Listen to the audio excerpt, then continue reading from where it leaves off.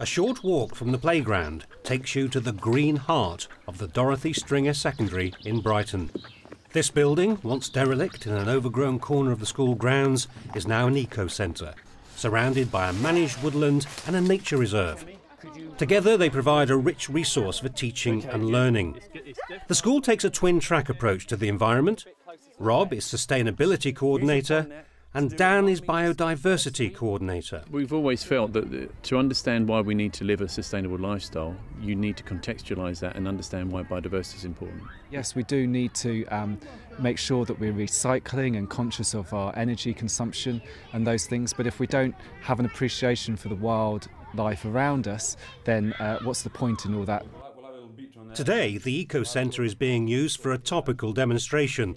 This is the Gulf of Mexico, and this is how the oil should have been capped by BP. But you succeeded where BP failed. We have succeeded where BP failed, but we were easier. The whole centre is an experiment. Pupils can monitor the impact of different insulation materials, including wool, dog hair and human hair, some of it the product of a sponsored head shave. What have you found out so far? We found that they're all similar insulators, but suitable seems to be the best. Other features include this sun pipe, which intensifies natural light, while hot water is provided by a solar panel.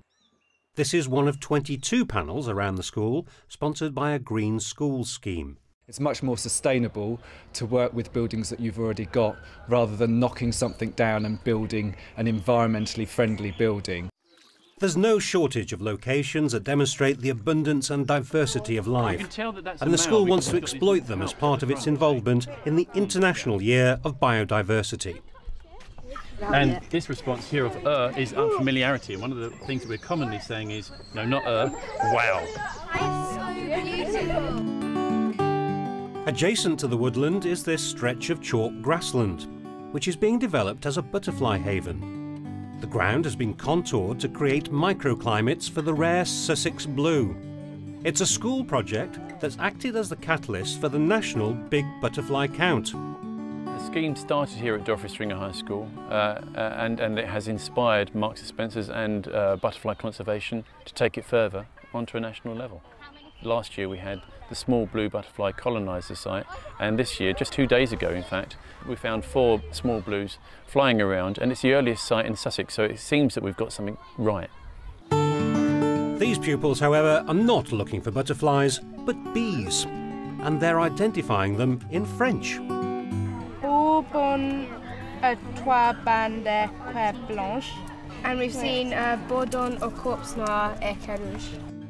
This exercise is being reflected across the channel at a partner school in Normandy, where pupils are identifying bees in English. Obviously everything we have to do has to be integrated into curriculum, but it's not just about the children in the school. We do an awful lot of outreach work with all kinds of different organisations within Brighton and Hove, and if you can raise people's bioliteracy, if you can make them aware of why it's important to look after species, then half the battle is won.